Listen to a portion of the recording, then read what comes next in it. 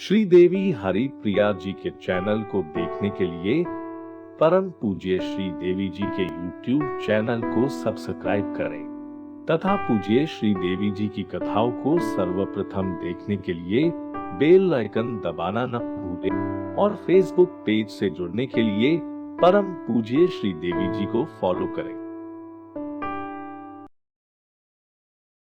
बड़ा ही सुंदर माखन निकाल रही थी तो उसने क्या किया, जाकर के कन्हैया को बताया, अरे कन्हैया तुझे पता है मेरी भाभी ना यो कहती है वो नंद का छोरा बड़ो ही उत्पात मचाते होगो, पर मेरे यहाँ वो कभी चोरी ना कर सके और चोरी करेगा तो मैं वह देख लूंगी।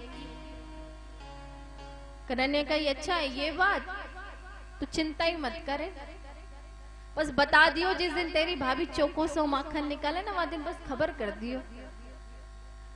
अब प्रभावती जिस दिन चौखो सो माखन निकाल रही, जाकर के उसके देवर ने खबर कर दी, अरे कन्हैया आज भाभी ने बड़ो ही अच्छा माखन निकालो है। तो बस फिर चिंता किस बात की है, चल आज तेरी भाभी ये देखेंगे। अपने सखाओं को एकत्रित किया और पहुंच गए प्रभावती के यहाँ। प्रभावती माखन निकाल के छिक्के पे लटका करके चली गई पानी भरने। इधर प्रभावती पानी भरने गई, कन्हैया पीछे के दरवाजे से आए, आकर के उनकी जो मंडली है सारे शुरू हुए, 4 के ऊपर 3, 3 के ऊपर 2, 2 के ऊपर 1। कृष्ण कन्हैया सबसे ऊपर है, सारे सखा नीचे हैं, लिया बंसी को और देमारी मटकी में और सारा माखन गिरा दिया। सबने खाया, बाकी था वो सब नीचे बिखेर दिया। अब देखिए पहले तो पक्का नहीं हुआ करता था, फर्श कैसा होता था, माटी का, और उसे गोबर और माटी से लीपते थे। कहने लगे तेरी भाभी क्या कह रही थी, वो कन्हैया आएगा तो बताऊंगी।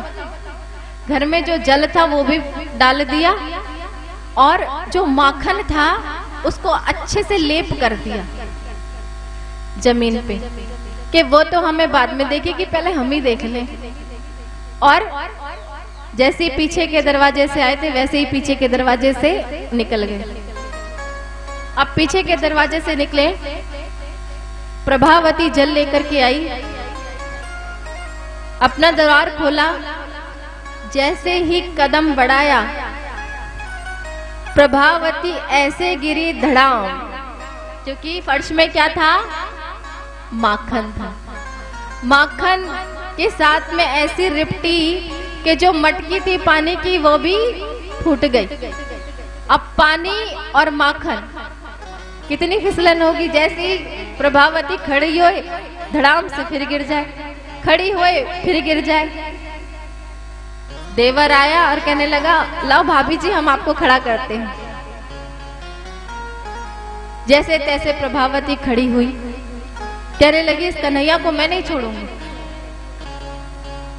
उनने एक तरकीब बनाई, उनको समझ आ गया कि ये जो मेरा देवर है ना यही क्या करता है, यही उसको खबर करके आता है। आज अपने देवर को दिखा दिखा के माखन निकाल रही है कि जाए और कन्हैया से जाकर के कहे। कन्हैया के सीआईडी ने जाकर के बताया, अरे कन्हैया आज भी भाभी ने बड़ा चौको सा माखन निकालो है। कहने लगे तो चिंता किस बात की है, चल सारे सखाओं के साथ चलते हैं। आज प्रभावती ने क्या किया, प्रभावती ने जो मटकी पर, जिस मटकी को छीके पे टांगा था, क्या किया था, उसके ऊपर घंटी लगा दी थी कि जिससे कि कन्हैया आए और वो घंटी बज जाए, और खुद जाकर के एक कमरे में खड़ी हो गई जिससे कि उसे पता ना चले। चुप जाकर के खड़ी हो गई और उसे पता था अगर मटकी फूटेगी, माखन खाया जाएगा तो ये घंटी बज जाएगी। कन्हैया बड़े कूदते फांदते बड़े मस्ती में अपने सखाओं के साथ आते हैं, प्रवेश करते हैं। जैसे ही प्रवेश करते हैं, अब 4, 4 के ऊपर 3, 3 के ऊपर 2, 2 के ऊपर कृष्ण कन्हैया। अब कन्हैया ने देख लिया कि ऊपर घंटी लगी हुई है, कि प्रभावती तो बड़ा दिमाग यूज कर रही है। तो उसने, कन्हैया ने घंटी, इसका देख कन्हैया, देख घंटी, जब तक मेरे सखा माखन ना खा लेना तब तक बजियो मत। आदेश दे दिया घंटी को। अब मटकी फोड़ी तो वो घंटी नहीं बजी, और जैसे ही सारे सखाओं ने माखन खाया वो घंटी नहीं बजी, और जैसे ही मेरे गोविंद ने मुख में, अपने मुख में माखन रखा, वह घंटी बज गई। जैसे ही घंटी बजी, अब तो प्रभावती सामने आ गई। प्रभावती बोली, अब बताऊंगी मैं तुझे, तू बड़ा कह रहा था ना उस प्रभावती को मैं देखूंगा, अब तू आजा लाला लाइन में। लियो डंडा और कान्हा पकड़ लिया। कहने लगी, देख प्रभावती भाभी रुक जा, नहीं रुक जा, हम या घंटी ते बात करने दे। घंटी ते कही, चोरी घंटी, तो मैंने कही ना कि मैं मटकी फोड़ू तो ना बजियो, और मेरे जब सखा माखन खा ले जब तक बजियो ना। घंटी कहने लगी, प्रभु आपने मटकी फोड़ी, मैं नहीं बजी। आपने अपने सखाओं को माखन लुटाया, खिलाया, मैं नहीं बजी। पर मेरा तो काम है कि जब आपका भोग लगे मुझे तो बजना ही है। अब प्रभावती ने क्या किया, कन्हैया को पकड़ लिया और कहती, चल अब यशोदा की। बड़ी यशोदा कहती ना, मेरे घर में 9 लाख गैयां हैं, मेरा लाला ऐसो ना है, तुम्हारे क्यों माखन चुराएगा। चल आज बताऊंगी, मेरा लाला ऐसो है, मेरा लाला वैसो है। अब तो मैंने तुझे रंगे हाथ पकड़ा है। बड़ी मस्ती में मस्त होकर के कन्हैया का हाथ पकड़ के चलती जा रही है। कन्हैया कहने लगे, देख भाभी मेरो ना ये हाथ दुख रहा है, तू ऐसा कर ये वाला हाथ पकड़ ले। जब वो हाथ छुड़ा के दूसरा हाथ पकड़ाने लगे तो किसका हाथ पकड़ा दिया, प्रभावती के देवर का हाथ पकड़ाया, और कूदते फांदते नंदरानी के पास पहुंच गए। और वो इतनी मग्न है ना कि आज मैंने इसे रंगे हाथ पकड़ा है, आज यशोदा को बताऊंगी तेरा लाल क्या क्या करता है, सारी करतूत सुनाऊंगी। बड़ी कहती है, मेरे लाला ऐसो है, मेरा लाला वैसो है। बड़ी मस्ती में जा रही है। जैसे ही पहुंची कहने लगी, नंदरानी, यशोदा रानी कहाँ हो तुम, आओ आज तुम्हें तुम्हारे लाला की करतूत बताती हूँ। कहने लगी, काय को शोर मचा रही है। और कन्हैया यशोदा के पीछे ही खड़े हैं, चुप चुप के आ रहे हैं। कहने लगी, तुम्हें पता है, बड़ा कहती हो ना मेरे घर में 9 लाख गैयां हैं, मेरे घर में ढेर सारो माखन है, मेरो लाला काय को तुम्हारे यहाँ माखन खाएगा। तो देखो आज मैं तुम्हारे लाला रंगे हाथ पकड़ के लाई हूँ। यशोदा हंस रही है। यशोदा रानी बड़े ही जोर से हंस रही है। प्रभावती कहने लगी, क्यों हंस रही हो।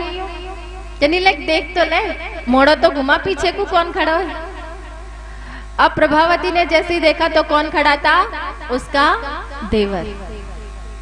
और हमारे कन्हैया क्या करते हैं, यशोदा मैया की चुनरी में से, झीनी सी चुनरिया में से मुखड़ा दिखा के कहते हैं, क्यों भाभी जी कैसी रही। बेचारी प्रभावती का मुख उदास हो जाता है और वह चुपचाप अपने घर चली जाती है। जैसे ही घर वापस आती है, प्रभु भी उदास हो जाते हैं। देखिए, ये गोपी, जो गोपियां जो हैं, ये तो एक बहाना है कि हम श्री कृष्ण हमारी मटकियों को फोड़ता है, हमारा माखन चुराता है, हम यशोदा रानी से शिकायत करेंगे। वो तो इसलिए करने जाती हैं जिससे कि बार बार गोविंद का दर्शन होता रहे।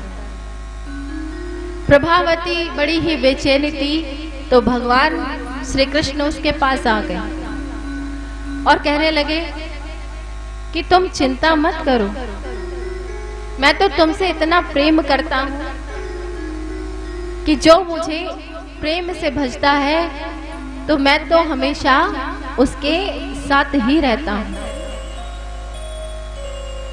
और हमारे नारायण ऐसे ही हैं, सिर्फ प्रेम के भूखे हैं। और किसी चीज के वो भूखे नहीं हैं।